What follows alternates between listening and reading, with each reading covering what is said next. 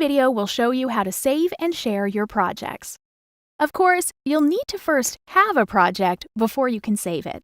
But as soon as you've added an image, shape, or text to the canvas, you're ready to save. The Save dialog prompts you to name your project. Notice that Public is checked by default. This means that your project will be shareable, so you can copy, paste, and share the URL with others anytime.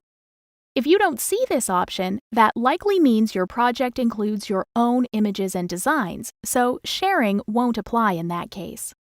But if you can and do share, two quick things to keep in mind. First, if the person you share your project with wants to make changes, they will be required to save their project to their own Cricut account.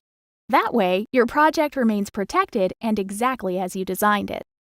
And second, if your project features any purchased or Cricut Access content, and the person you share it with does not own or is not currently subscribed to Cricut Access, before they can cut, they will be prompted to purchase the assets for their own use.